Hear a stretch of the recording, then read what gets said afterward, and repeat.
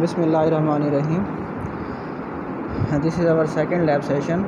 Objective of this lab session is to determine the reaction of overhanging beam subjected to three loads.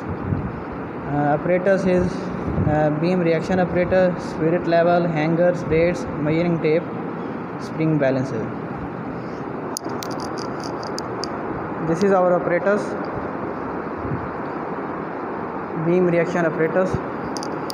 These are hangers attached to the beam, and these are weights of 2 Newton, and this is spirit level to level the beam at horizontal position to get exact results.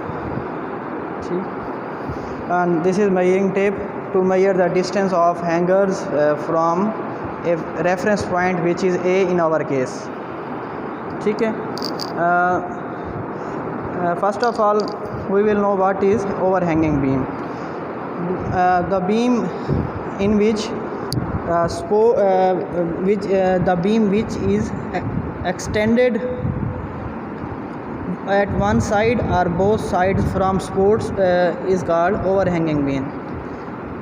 तो जैसे इस आप figure में देख सकते हैं कि हमारे पास जो सपोर्ट ए और सपोर्ट बी दोनों साइडों पे जो बीम है एक्सटेंडेड है, ए से भी बाहर की तरफ एक्सटेंडेड है और बी से भी थोड़ा एक्सटेंडेड है, तो ये हमारे पास क्या हो जाएगा, ओवरहैंगिंग बीम हो जाएगा.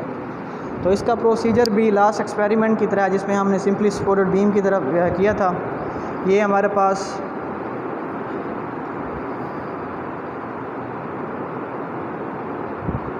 स्प्रिंग बैलेंस है, ठीक है, और ये दूसरा स्प्रिंग बैलेंस है.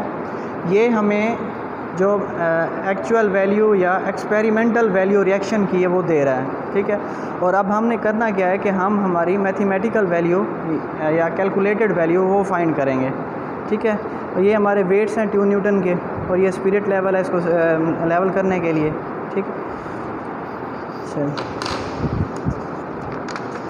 अब हमने क्या किया है कि जिस तरह हमारे ऑब्जेक्टिव में है कि हमारे 3 लोड्स हैं, ठीक है, तो हमने 3 हैंगर जो हैं एक रैंडमली किसी भी पॉइंट के ऊपर अटैच कर दिए हैं, क्योंकि इसमें स्लॉट्स गिवन हैं और किसी भी लोकेशन के ऊपर आप हैंगर अटैच कर सकते हैं.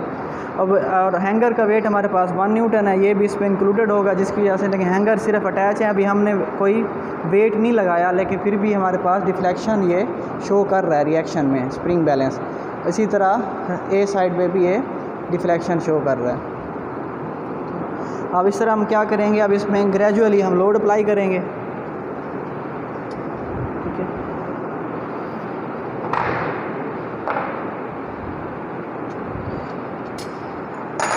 1 न्यूटन का लोड हम अप्लाई कर रहे हैं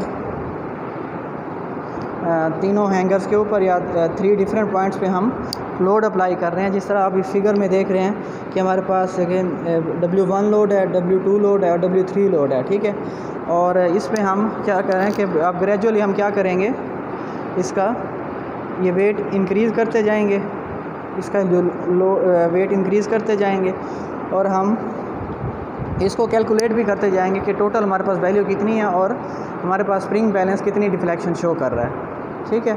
इसी तरह हमारे पास बी साइड पे भी ये डिफ्लेक्शन शो कर रहा है. जैसे जैसे हम वेट इंक्रीज़ करते जाएंगे, ठीक है, तो ये भी इंक्रीज़ होता जाएगा, ठीक है. अब इसमें अब हम क्या करेंगे कि हमारी जो हमारा ऑब्जेक्टिव जो है, जो हमने फाइंड करना है कि हम तो पहले जिस तरह मैंने कहा है कि लोड जैसे भी हम अप्लाई करते जाएंगे और उसको कैलकुलेट करते जाएंगे. फर्स्ट रीडिंग में जिस तरह हमारा अगर से हम सिर्फ हैंगर का लेते हैं तो 1 न्यूटन हो जाएगा, उसके बाद हमने 1 न्यूटन और ऐड किया है, फिर 2 न्यूटन ऐड किया, इसी तरह हम मुख्तलिफ रीडिंग लेते जाएंगे. अब इसके आगे आती है लेंथ की बारी. लेंथ क्या है हमारे पास, जो हमने हैंगर अटैच किया हुआ है, हैंगर का कि इसकी जो एंड पॉइंट है ए से डिस्टेंस कितना है, तो ये इसका L1 हो जाएगी. और हैंगर 2 का जहाँ पे हमारे पास जो वेट 2 का इसकी सपोर्ट से या ए से कितना डिस्टेंस है, इसमें हम क्या लेंगे, बल्कि सपोर्ट तक लेंगे कि इसमें जो हमारी सपोर्ट है, सपोर्ट से एंड तक L1 हो जाएगा. और उसके बाद ये हमारे पास है सपोर्ट, क्योंकि हमारा ये रिएक्शन शो कर रहा है, ठीक है. अब सपोर्ट से इसका ये L1 हो जाएगा, और उसके बाद हमारे पास जो वेट 2 है इसकी सपोर्ट से L2 हो जाएगा, और इसी तरह हमारे पास वेट 3 है, इसकी सपोर्ट से जो टोटल इसका डिस्टेंस बन जाएगा इस हैंगर तक ये L3 हो जाएगा। और बीम की टोटल लेंथ हमारे पास अब चेंज हो जाएगी, ये हमारे पास किस आ जाएगी, दोनों सपोर्ट्स के दरमियान ये हमारे पास इसकी वैल्यू आ जाएगी लेंथ की। ठीक है, अब ये लेंथ हमने कंप्लीट कर ली। अब हमने लास्ट टाइम जिस तरह हमने किया था, हमने क्या करना है कि लोडिंग और अनलोडिंग कंडीशंस के ऊपर हमने ये फाइंड करना है एक्सपेरिमेंटल जो इसकी वैल्यू है रिएक्शन की। ठीक है, जिस तरह हम लोड करते जाएंगे, जिस तरह पहले हमारा 1 न्यूटन था, फिर हमने 1 न्यूटन और अप्लाई किया, फिर 2 न्यूटन अप्लाई किया। ठीक है, और इसी तरह हम आगे इसको इंक्रीज़ करते जाएंगे और हम वैल्यू यहाँ पे नोट करते जाएंगे। अब अनलोडिंग कंडीशन में भी हम इसी तरह कि हम रिवर्स आर्डर में जो लास्ट था वो पहले हम उसको अनलोड करेंगे। ठीक है, ग्रेजुअली ठीक है, इसको हमने अनलोड किया और इसकी वैल्यू भी हम अनलोडिंग में कैलकुलेट करते जाएंगे और यहाँ से भी इसकी वैल्यू हम नोट करेंगे।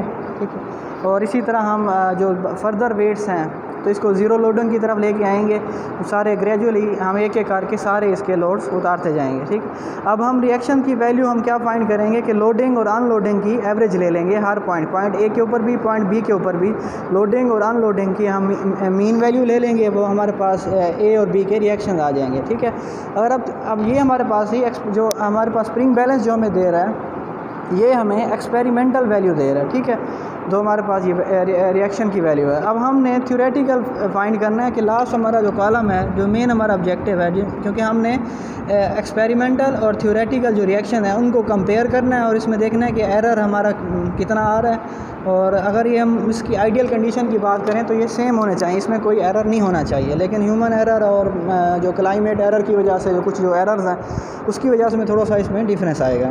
तो हमारे पास अब जो थ्योरेटिकल रिएक्शन है RA और RB हमने फाइंड करना है। ठीक है, इसका भी फार्मूला वही है जो हमने लास्ट टाइम हमने यूज़ किया है। ठीक है, अब RA हमारे पास क्या होगा कि फोर्स जो है एट 1 और प्लस फोर्स एट पॉइंट 2 और force at point 3 minus reaction at B।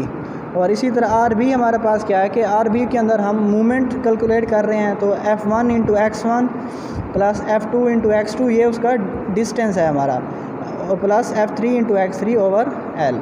तो ये हमारे पास इसकी वैल्यू हो जाएगी। ठीक है, तो इसमें हम इसकी थ्योरेटिकल वैल्यू जब कैलकुलेट कर लेंगे उसके बाद इनको हम कंपेयर करेंगे। इस तरह हमारा ये लैब सेशन कंप्लीट हो जाएगा।